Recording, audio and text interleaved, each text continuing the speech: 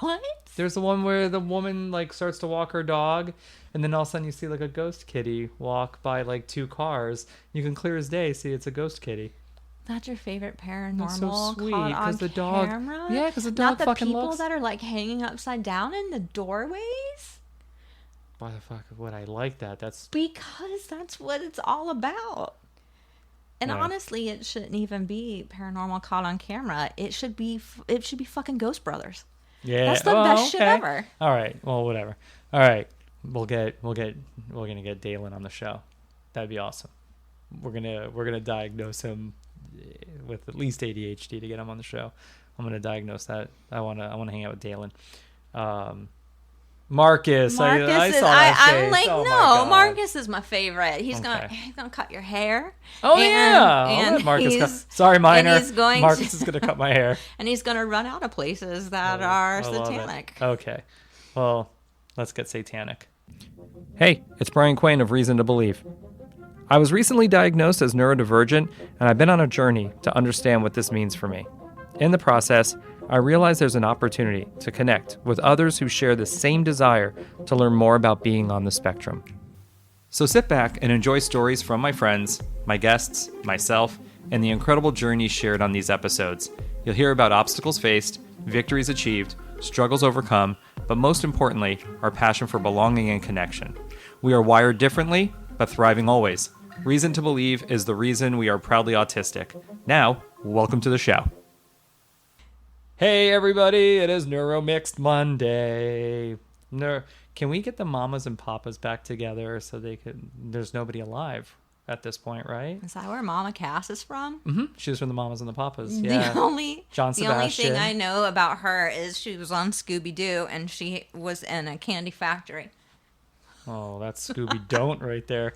So in this Neuro-Mixed Monday, very much like one of my favorite 90s songs by the Connells, this is all about fun and games.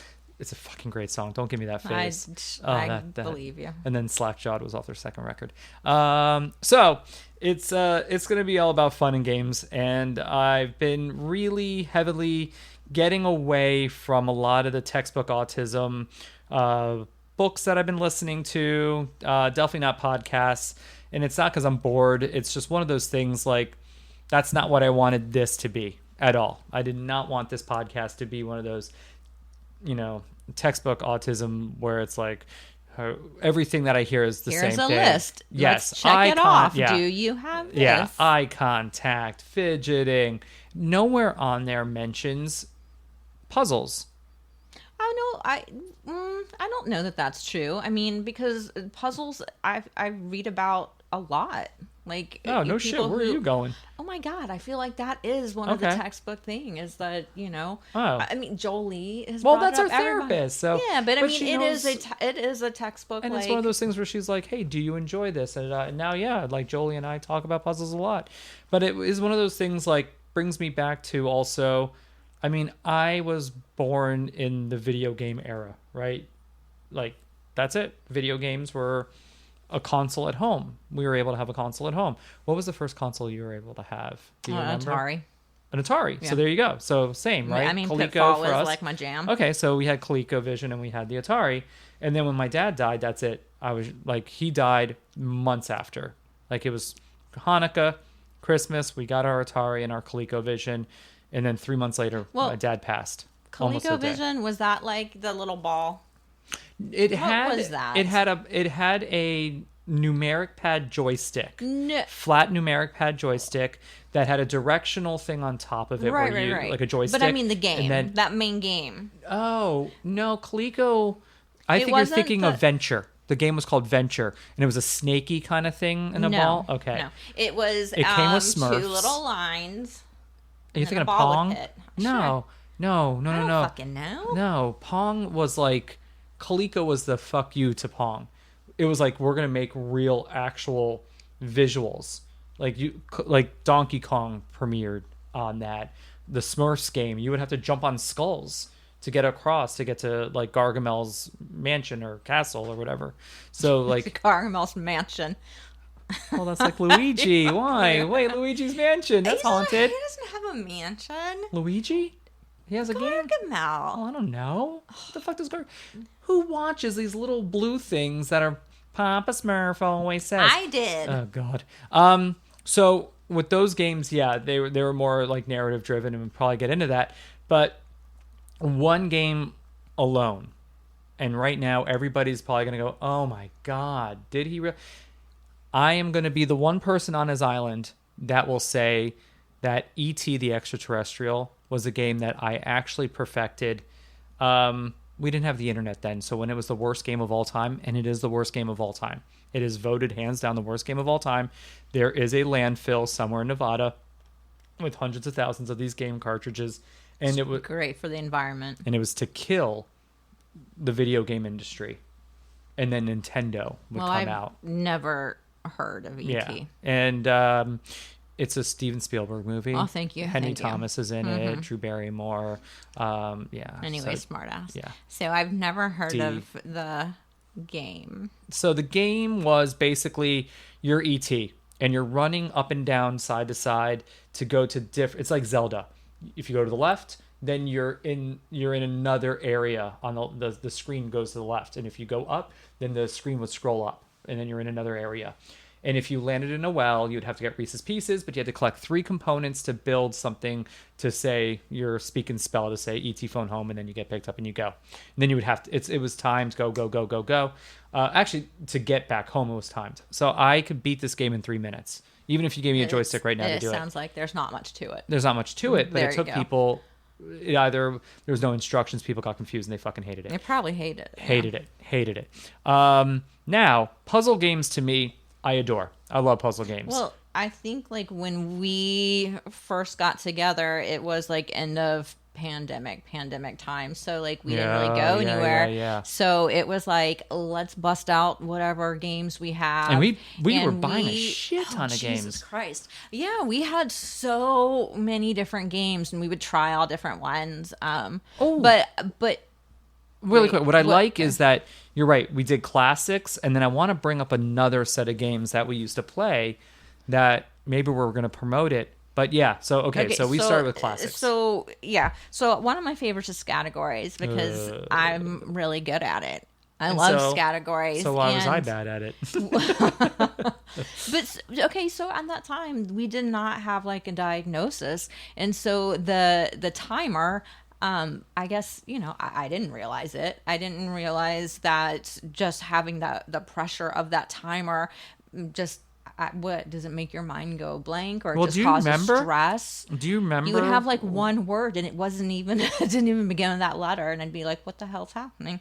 No, that's not true. But all of my words had the letter. Lies. But no, that I'm okay with. I'm not an idiot. But do you remember when I would get so frustrated, what would I do? I would watch the hourglass, and because sometimes our hourglass would not go all the way, so I'd get so stressed that I'd watch it to make sure it would just like the last second would just not go to the bottom. I don't think that is not the hourglass. Isn't that the thing that goes click? It's the little timer. No, it was an hourglass. It was a little. The one you're thinking of was when we played the Family Feud one. That would. No, man, I'm telling you. I'll go grab it after we're done. So we did. We would play a little bit of Scrabble. We would do a little bit of the Family Feud, but we were heavily into categories. Then we got into something called Hunt-A-Killer. Yeah. And that's because I. You're very much into true crime. Oh my God, yeah. But what was I listening to?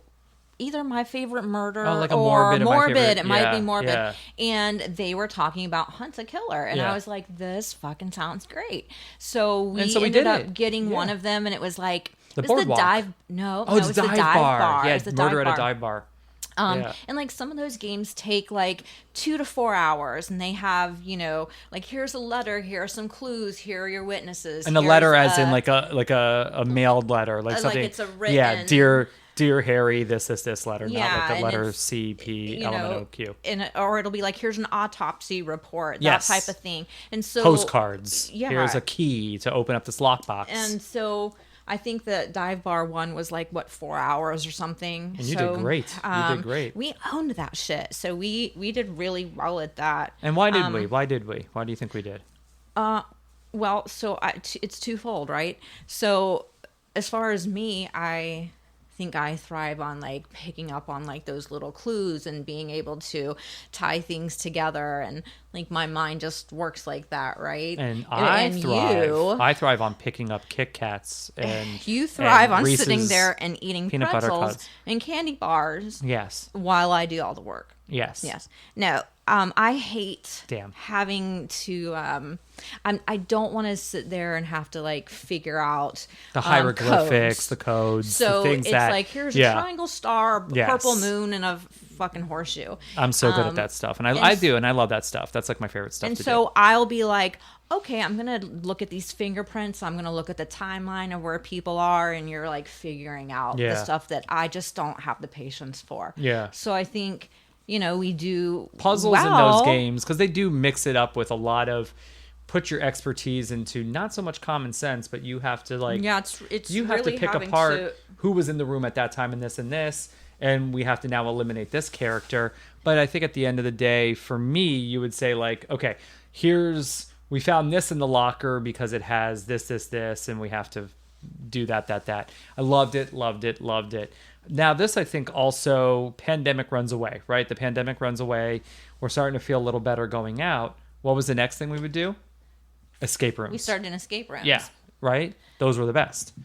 So the first one that we did... What was the first one? The first one that we did was...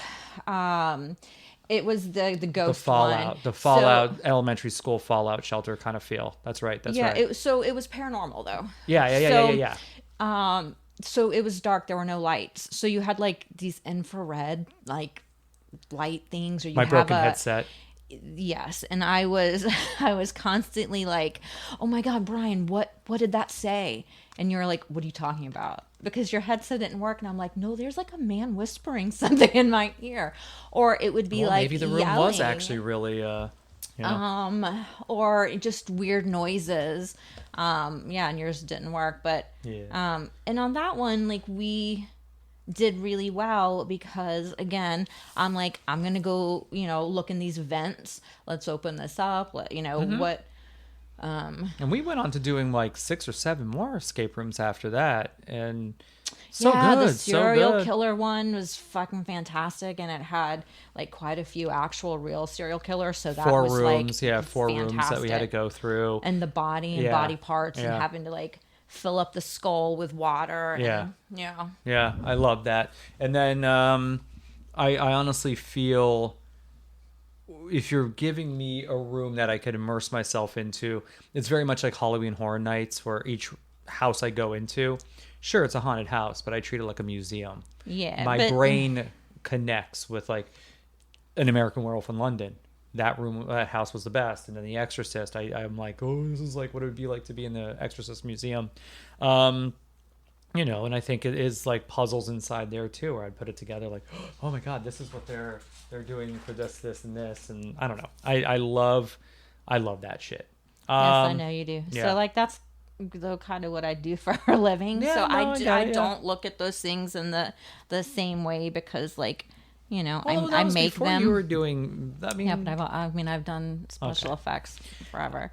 But I think what is really great, and what might be really great for people who are in a neuro-mixed relationship, just to see like their different strong points and them working together. I think that it might sound cheesy, but I do think the escape room thing is pretty cool because you do have to have a very like practical like mind for some of that, and then I think like that neurodiverse mind that really like focuses in on something and can spend 10 to 15 minutes trying to figure out something that like I'm gonna look at, and I'm gonna look at it for like 2 minutes and go, I'm done, I'm not even trying, like Right. I'm over this shit, I'm gonna go over here, I'm gonna look at something else because I just don't have the patience. Well, for it. let's get into this then. I'm going to go back to video games because there's one video game that saved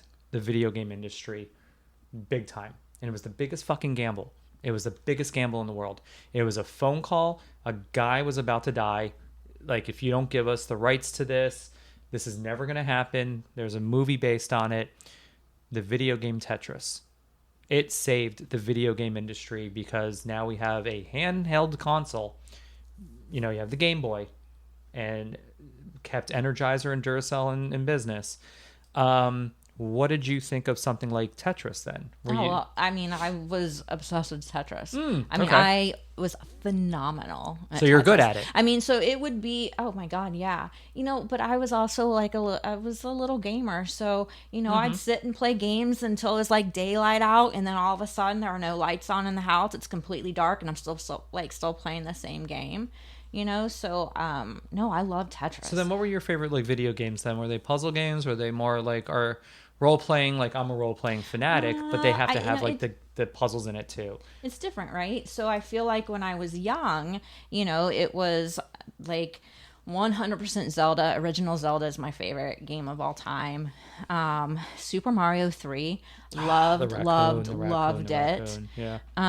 Yoshi, welcome. I'm trying to think what else, like maybe during that time period. I don't know. But like as I got older, I'm like Uncharted fanatic. Fucking love Uncharted. Were there puzzles? BioShock. There were puzzles in Tons of puzzles in Uncharted, and that's what I did horrible at. Why the hell have I not played this? Horrible at it. I've never done any Drake anything, which is crazy. I own it all. I own every single Uncharted game, except for maybe the last 10 years. Yeah, but like Uncharted 1 through 4? Man, I became real emotionally invested in those characters, and like I had to stop playing for a while. Yeah, I remember like or the whole Sully thing, and I was just like really distraught, you know. But no, Uncharted had a lot of puzzles, and that is what I did not do well at. Not at all. Funny. But I still loved it. I mean. See, I think BioShock has like some puzzles to it too. 100%, yeah. And you know, I love BioShock. Gotta get the big daddy. I don't know that I was great at all of those puzzles necessarily. So here's the thing. Tetris comes out. And do you remember Nintendo? What their now obviously Tetris was Nintendo, but for the NES, do you remember Dr. Mario? No, I don't. They were pills, which is crazy now, right? But it was Tetris with pills. I do remember that. Yeah. Yes, yeah. I So color coordinated. Yeah, I do. That is basically what helped save the NES to go now make Paul Rudd's famous commercial for the Super Nintendo. So Super Nintendo then had Tetris premiere on there. Other video games that I was always addicted to when it comes to puzzles. Well, I play the puzzle game now, that Royal thing that I just... You know, I feel like that's like Candy Crush, though. It is your Candy Crush. You know, which like you know, Candy Crush. I was yeah. I get it. But then there was a game called Eden by Pixel Junk. No, I don't know. Beautiful music, and it was a flower-esque, like ethereal game where you were just like collecting all these spores. You were swinging and connecting. Is that like that? Was that like Mystic or I'm going to try to find it. Or what? Do you know what I'm talking about? There was that one video game. Was it Myst? No, it wasn't called Myst. Limbo? No. Oh, no. I'm thinking definitely started like an M. My memory is just like shit, but I swear to you. I think it is Myst. MYST. Because that had like puzzles. Yeah. Right? Yeah. Am I wrong? No, Am I thinking something wrong? And I know there's tons of puzzle games out there that I'm never going to play. There's one like Baba Is You, and like people swear by that. Oh, I don't know that either. I mean, these like new? Yeah. I mean, obviously, the last game like I think I ever played was... I think the last game I ever played was the first Last of Us. Yeah. Right? Because before that, I was like BioShock. The last game I played was the second. Mass Effect and like the second Last of Us. Yeah. And it was when you got to Seattle, I went, I'm done. I think I'm losing interest. Yeah, there was a major plot twist in the second one where I was like... I didn't like the end of the first one. I love the end of the first one. Yeah, I mean, we're on different paths with that. And then somebody dies in the second where I was like, are you sure they're dead? Because I'm going to fucking stop right now.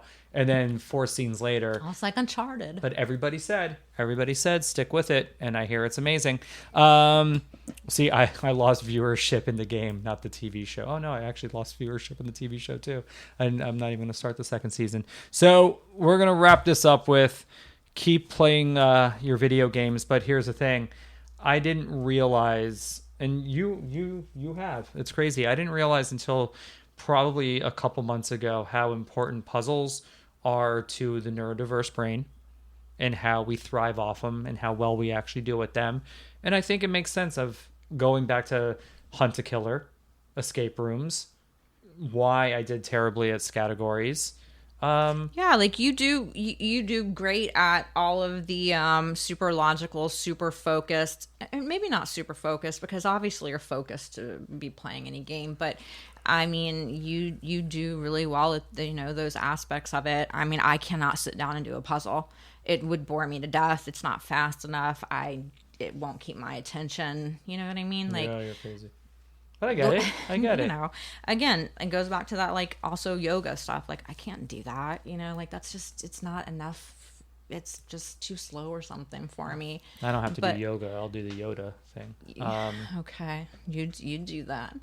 Yes. But no, it's, yeah. And also, though, when we are doing our, like, escape rooms, I very much had to be like, hey, we only have 10 minutes in here, and that's it. I know. Otherwise, you could focus on something on one aspect of one room for like 20 minutes and we'll never get into any of the other rooms. So, but yeah, I mean, I've definitely seen so many places where puzzles are such a benefit, and it's that like tactile thing, and it's you being able to like sit and be quiet and focus, and I look back on any of the stuff that we've done and it makes total sense.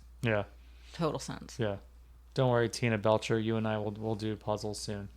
I think this is awesome. I think this is a great conversation because it is one of those, again, we're going back to fun and games, and I really think this is more of the lighthearted way of me kind of thinking about my diagnosis and like knowing that, again, not so much textbook, like autism textbook kind of thing, but when it comes to hearing the memoirs and things like that, a book that I heavily promote right now, Little Less Broken.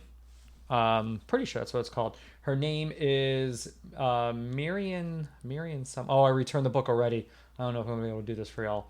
But Miriam Shembari, A Little Less Broken. And it's basically a memoir of this amazing human being who put herself out there talking about her upbringing all the way to her diagnosis and her child's. Not diagnosis, but her daughter. So I definitely put it out there. It's a great listen. Unless you want to buy it. But I did it through my Libby app, which is also overgrown, overdrawn. I don't know what the app is called. Oh, but I Libby have is no a part idea of what it. you're talking about. Libby's a part of it. Okay. It's just, it's your library. So, yep. I definitely say get into that. And I'm kind of, again, going off the beaten path. I'm listening to other people's memoirs and things like that. And I want to invite her to the podcast for sure. So, any final thought, any final game, something else you want to say? Oh, I love that game, or anything like that. No, I can't think of anything like right off the top of my head. Okay. I do think it would be like a cool activity for neuro-mixed couples to sit down and do, and to play some type of game, or I mean, it doesn't have to be an escape room, but some are pretty cool. I would say go on Amazon and look for a Hunt a Killer. Hunt a Killer games are fabulous, and see how you do. See who's better at what aspect. Well, that's what I was gonna say, because you know what, you're going to really be able to look at the other person and appreciate what they bring to the table, because it'll be something completely different from you. Really quick then, when did you think it made sense in the games that we play? Because you would say it, you'd be like, man, you're really good at this, and that was before the diagnosis. That was even before. It was all of the like Hunt a Killer games, right? Because I get really frustrated. So if I'm looking at something and I'm trying to decipher it, and it's 42 different symbols, and now I have to match it with a number and a letter. I'm gonna look at it for like a minute and just get annoyed and move on to something else and try to do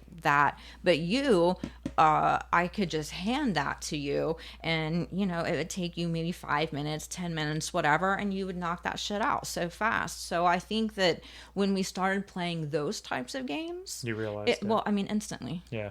From the very first game, because it was just not. that was your strong point. So Okay. instantly. Yeah. Well, I love those games. All right. Yeah, look for Hunt a Killer. Amazon, Target has exclusives to some of their games. If I remember, might not be anymore. Or Some of them are we're meant boycotting. maybe not Target, but some of them are games that take like 24 hours. They come in sets of like 4 or 8, and those can be a bit overwhelming. Very so just overwhelming. start off with the one that's just one box. Death at a Dive Bar. Dive Bar's great. There's the Boardwalk one. Agatha Christie had one. So, all right. Thank y'all. This was awesome because I love talking about it. All right. Thank you. Daniel, the striped tiger cat, is going to say goodbye too. And we will definitely see you in a couple days with the interview. And we'll see you next week with a Neuro-Mixed Monday. Thank you all. Goodbye. Bye.